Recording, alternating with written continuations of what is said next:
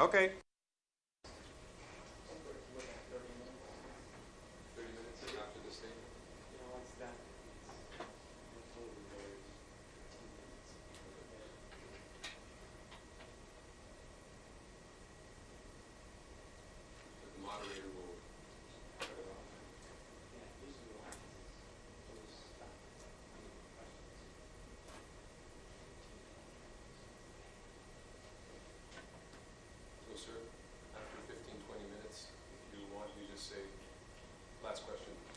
I can hear you loud and clear.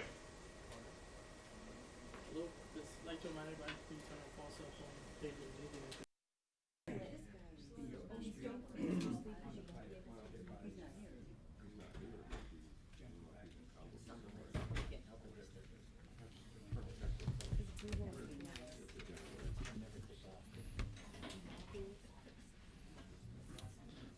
Okay, we're getting things ready.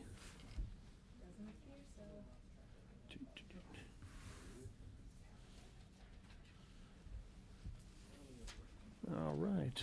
Okay, good afternoon. Pleasure to be with you again. Welcome to the Pentagon Briefing Room. I'm Colonel Keck, the Director of the Press Office, and it's my privilege today to introduce our briefer, who is Royal Netherlands Major General Ton van Loon. General van Loon is commander of NATO Regional Command South in Afghanistan. General van Loon has been in command of International Security Assistance Force operations in the South since November of 2006, so he brings a wealth of experience to our discussion today. General van Loon's command includes approximately 11,500 troops from various countries, including more than 2,000 Dutch troops. This is his first briefing back to the Pentagon, and he's here to provide an operational update on the stability and security in his areas of operations. I remind you when we go to Q&A that General van Loon cannot see you, so please let him know who he's talking to and what organization you're from. And with that, to General van Loon, I'd like to turn it over to you for any opening comments. Thank you very much. It's not yet been a full year since NATO took command of Regional Command South. It is easy to forget this as we measure the progress that we are making in this part of Afghanistan. We're reminded daily by the media of the many acts of violence committed by the Taliban extremists who continue to pursue their ideological goal of preventing the Islamic Republic of Afghanistan of becoming a stable nation in the region.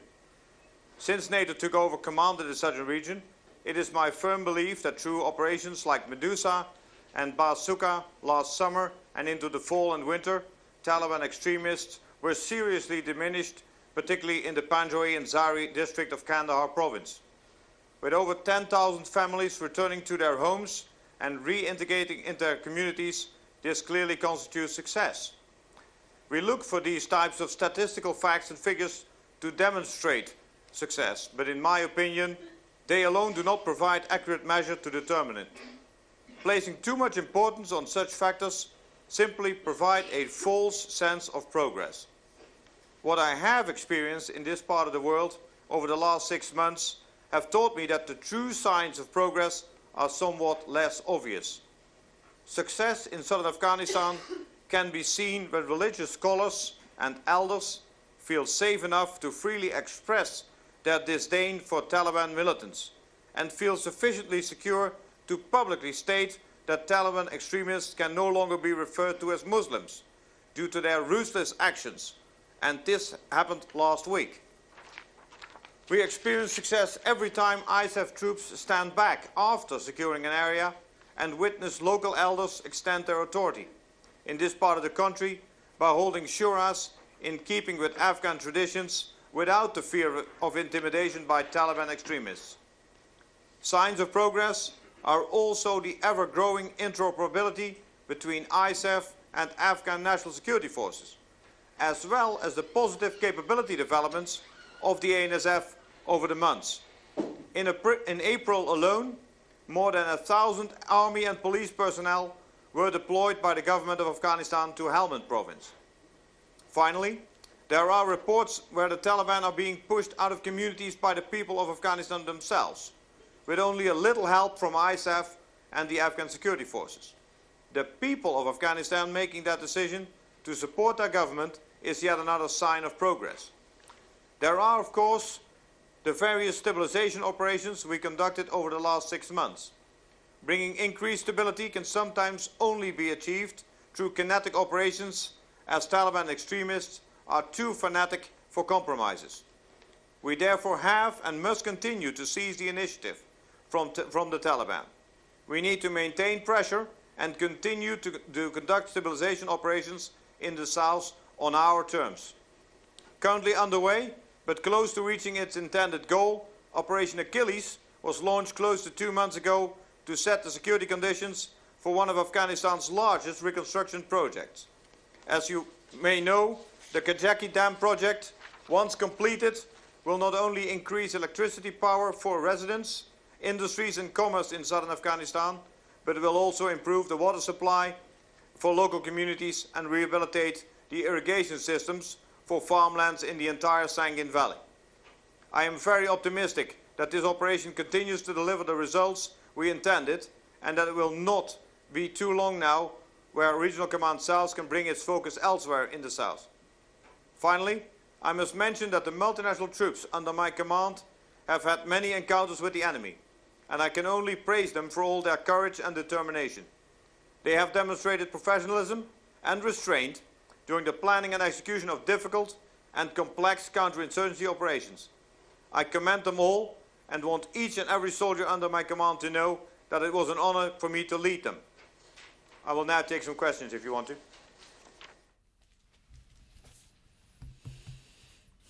Al?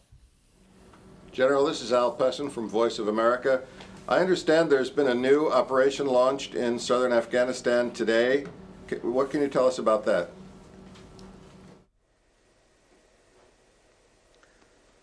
That is not entirely correct.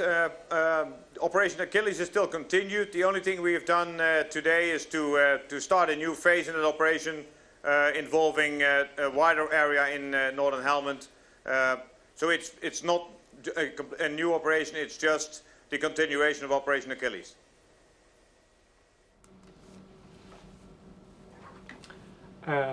General, this is Andrew Gray from Reuters. I wonder if you could tell us, do you think the troop levels that you have in RC South are sufficient, and do caveats hinder you in any way from carrying out your mission?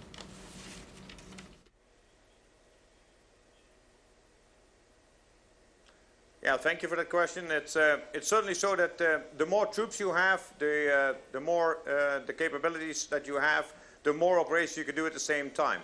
I would, however, say that there are a large number of very committed troops in RC South already.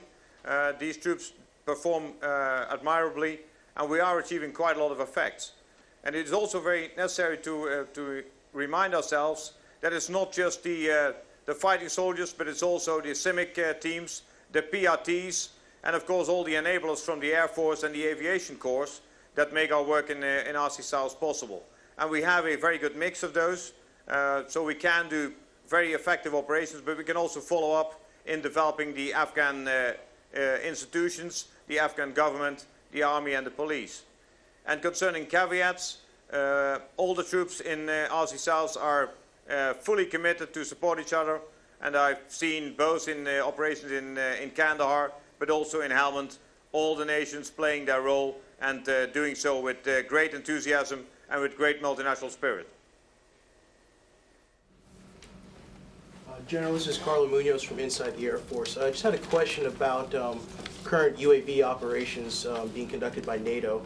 A recent report in February basically stated that NATO has not identified the number of tactical UAVs needed in theater, and to that end, NATO has also had difficulties with UAV availability as far as consistency with those aircraft. I wanted to ask you, sir, how is the organization, what sort of actions are being taken to kind of close these gaps? And in your opinion, how are those operations going on in the area?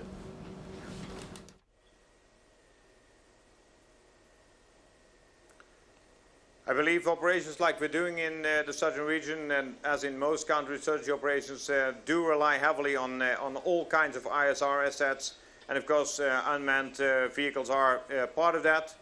we are having quite some contributions from the nations in the use of UAVs, and we use them extensively to make sure that the troops do not get surprised. Of course, the development of more of these capabilities would always be welcome. ISR is clearly one of the areas that NATO can develop more of, so we can actually have more ISR platforms in the air, providing us with better situational awareness in all the areas.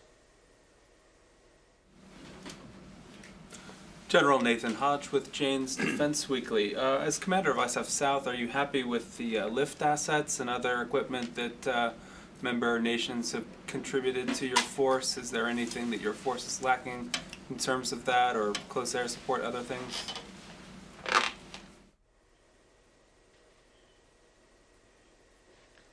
One of the resources that we could never have enough of in this very large country, with very low infrastructure levels, only a few paved roads, the rest are very bad roads or non-existing at all. Aviation and air, therefore, are very, very important. We can never have enough. It is clearly also something that we have to rely on American aviation assets heavily. We're very glad that the Americans support the efforts in RC South with a large helicopter force, and we need them badly to be able to do the operations. Yeah, this is Colonel Chesson with the Journal of Electronic Defense. You talked about the importance of ISR assets. Are you noticing are the Taliban, are they showing any advances in their technology or the ability to work around your ISR assets, or are things working out well?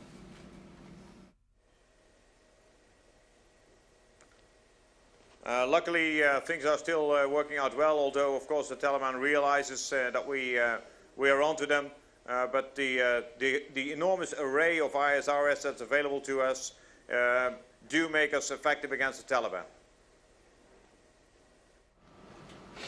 Hi, General. This is Courtney Cubey from NBC News. Can you talk about some of the tactics that you're seeing the Taliban employ as far as attacks? What's sort of the couple of the most common things that they're using? Are they using IEDs, small arms?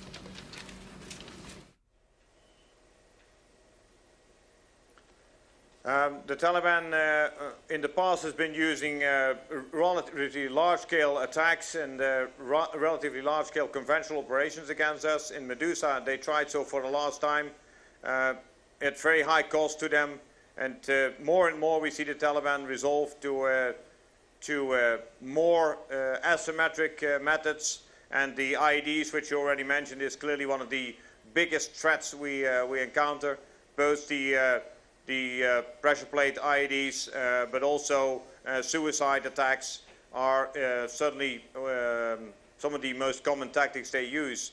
And it's obviously very hard to defend ourselves against it.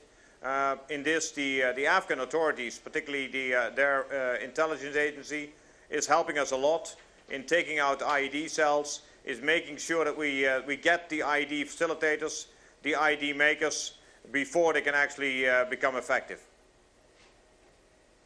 Have you seen any trends in attacks recently that you can talk about? Are the attacks up recently, down?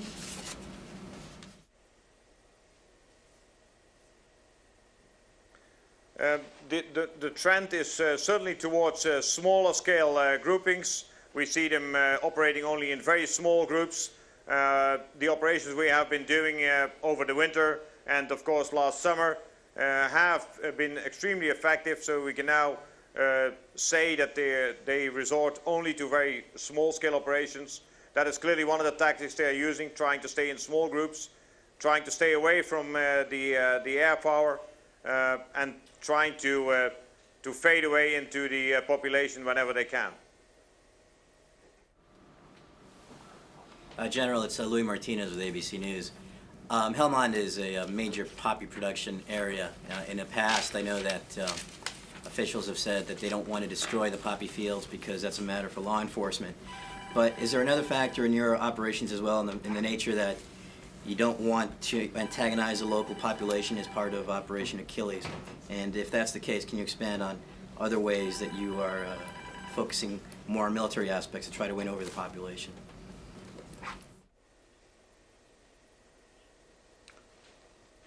The whole narco industry, and it's not just the poppy growing, but also the trafficking, is clearly one of the big problems that needs to be dealt with somewhere, but it needs to be dealt with in a very comprehensive approach.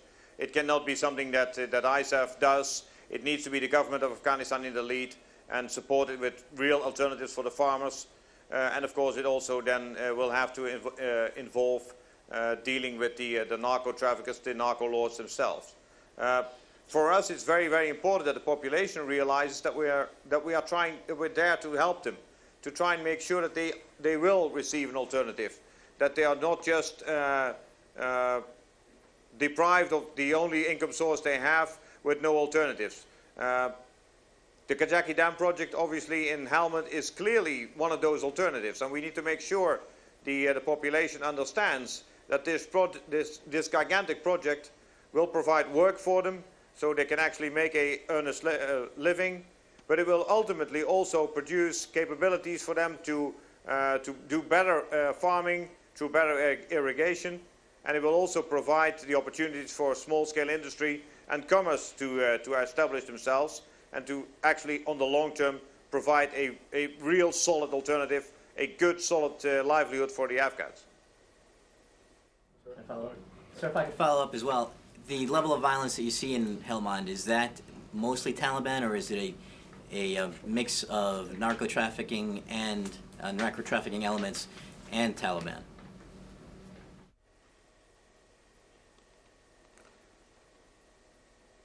I would say that particularly in the Sangin area in Helmand, you have a clear overlap between the organized crime in the narco business and the Taliban. The Taliban was obviously also, to a large extent, financed through the narco trade, and it was one of the reasons why it was so very important that we did a good operation to make sure that both the Taliban and the narco traffickers have been pushed away from the area, so that we can now begin building a decent livelihood for the population itself. General, this is Marcus Weisgerber with Inside the Air Force. You touched earlier on close air support, and my question for you would be, are there any types of new training that NATO JTACs are receiving, and any types of new equipment that they are possibly receiving from the United States at this time?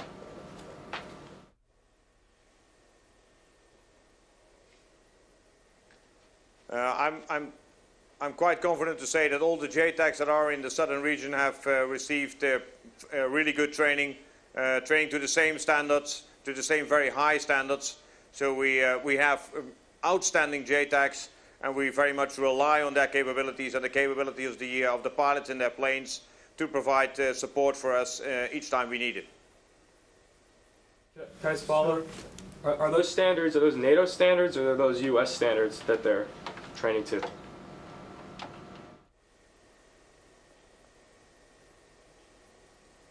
We have JTACs from all the nations.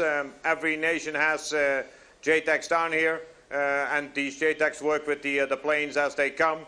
So whether these are American planes from one of the carriers, for instance, or they are Dutch F-16s from Kandahar, or British Harriers from Kandahar, it doesn't make any difference. The JTACs will be able to work with them seamlessly.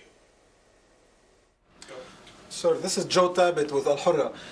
Do you have any information about the latest report that weapons from Iran have been found in Afghanistan?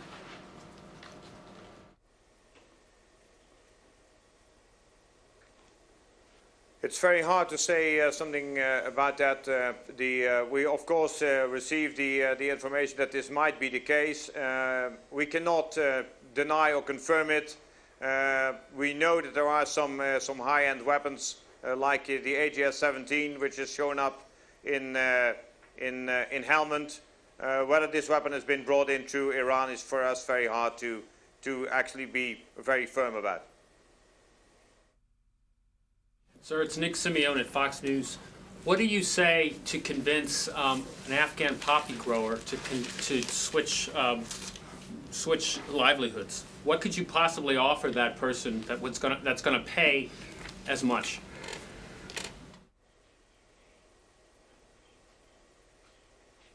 I think it is a misconception that the farmers themselves get rich on the poppy. The farmers themselves are making a livelihood of the growing poppy, but the narco cons, the big man, they are getting rich, and they're getting rich over the backs of the population. So what we need to convince the people is that they can grow something else. Of course, you will then have to be able to open the markets, which is obviously more difficult with conventional products. But there are quite a lot of products that can be grown in Afghanistan that for the farmers would actually provide a better income for their families. Just to mention a few, you can grow almonds very easily here. There is a big tradition in growing grapes for the raisin production. You might actually know that before the Russian occupation, Afghanistan was the largest raisin exporter in the world. And we actually can convince them to grow stuff like that again, instead of poppy, which makes the narco cons, the organized criminals, and to some extent the Taliban rich, and not the farmers.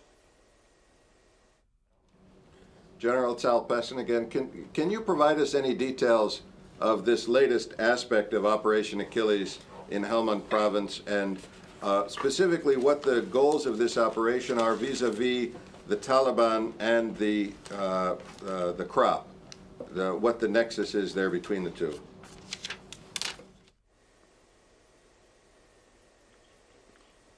Operation Achilles was clearly intended to reduce the Taliban influence in the northern part of Helmand, specifically in Sangin and the Sangin River Valley. We have now got firm control of Sangin itself, and we're trying to expand the area in which we have control over the coming days, and maybe even a bit longer. We're not specifically looking at the poppy crops now. It doesn't make too much sense anymore. The poppy harvest is almost complete in Helmand. The weather is already getting worse for the poppy. It's getting too hot. So if you want to do something about the poppy harvesting, you will need to go to look for next year.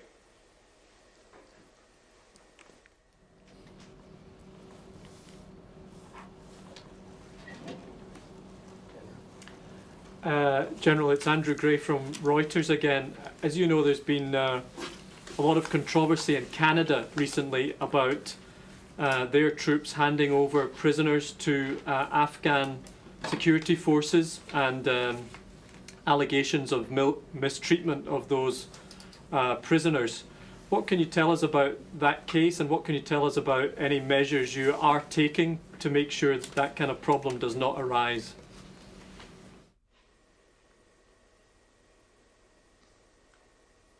We have a very clear ISAF policy on how we treat our prisoners and how we hand them over to the Afghan authorities, and we are keeping a very close eye on what happens to these prisoners, and we should continue doing so. And we should also be very careful about monitoring the police, the NDS, particularly also in this area, and that's all I can say about this. General, this is Carlo Munoz again from Inside the Air Force. I just need some clarification on your previous answer regarding UAV operations in theater. Again, referencing this February JAPIC report, it cites that ground control systems in NATO air defense and NATO air operations are incapable of dealing with several important UAS issues and situations. One of those being ground systems are not able to determine friend or foe forces when they're providing surveillance for ground troops. Again, sir, how is NATO trying to overcome these problems and reach solutions to these shortfalls?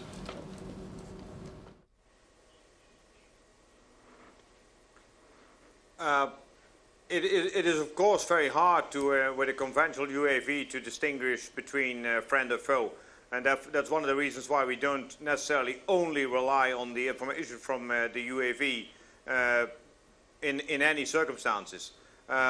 On the other hand, we are, of course, NATO is working very much on establishing very good C2 relationships and very good situational awareness before we go into any kind of operation, so that we know where our own troops are, we know where the enemy forces are before we actually use UAVs or any other assets to then go into a lot of detail, so we can actually go for targeting.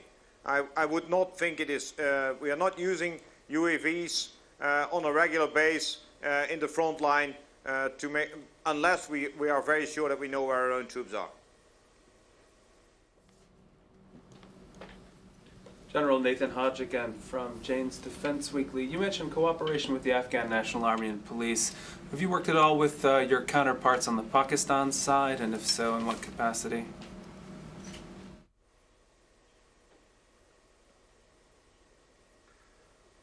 Actually, we do. We have a regular meetings with the Pakistani authorities on the other side of the border. This is actually working out more and more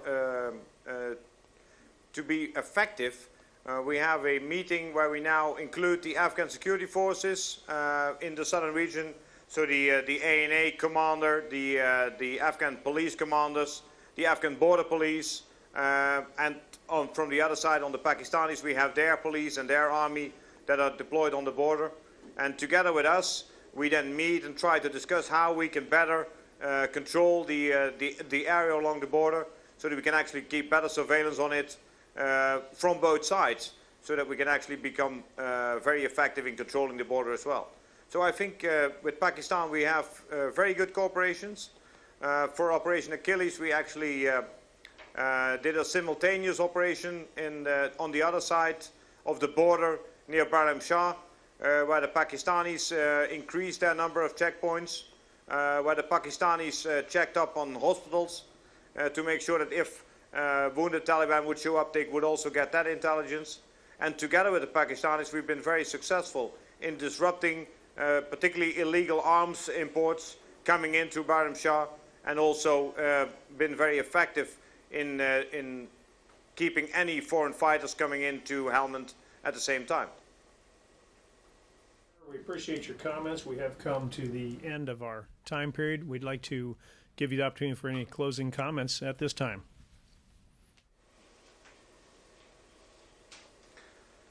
Yeah, thank you very much for the opportunity. I really think the multinational team that has been working in RC South has made a great effort. We had American and Dutch soldiers fighting side by side. We had Brits and Canadians deployed in Kandahar on combined operations. And I think we've actually made a big difference as a multinational team. Thank you very much. Thank you again, sir. Okay.